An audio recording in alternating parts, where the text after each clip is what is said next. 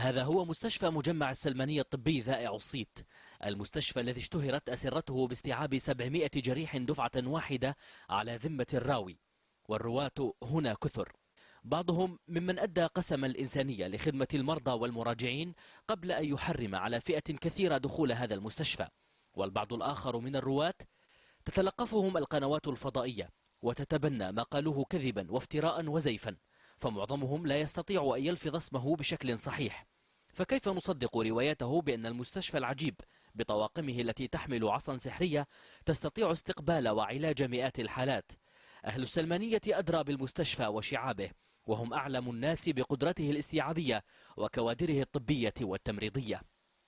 الحديث في الجانب الإنساني يطول، وأطول منه الحديث عن الأمانة وحفظ الجميل ونكران الذات في سبيل الوطن وأبناء الوطن.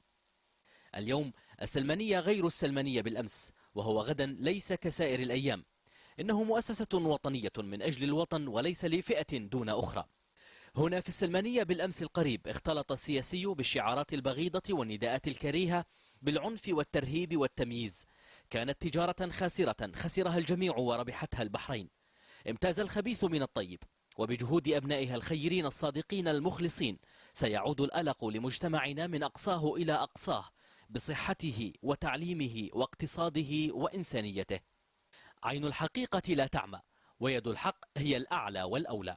هناك تجهيزات المستشفى العتيد التي تعين العاجز والمريض والصغير والكبير صارت بقدرة قادر أسلحة في خاصرة الوطن، والأسرة التي يبيت عليها المصابون في خيال المهووسين تدخل إلى خيمة الاعتصام لينام عليها الضمير، بل ليدخل في غيبوبة، لتكون هذه الأسرة إلى جوار التجهيزات الطبية الأخرى معينا على وأد الإنسانية وانحراف الأخلاق.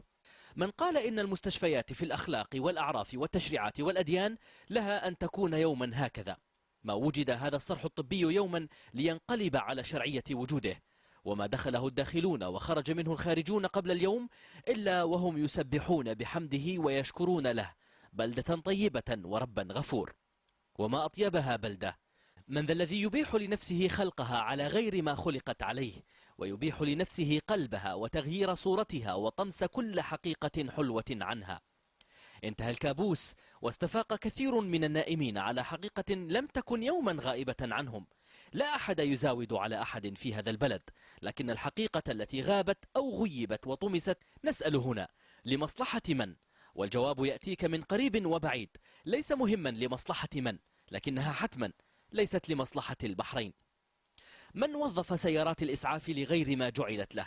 ومن حول سيارة مدنية لسيارة إسعاف؟ ومن أسئلة كثيرة تنفلت من عقالها.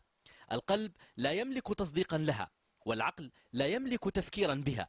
كيف تحولت ساحة السلمانية إلى ساحة تصفية حسابات على حساب الوطن؟ وكيف خرجت من أبوابه أدواته وتجهيزاته؟ لمن وعلى مسؤولية من؟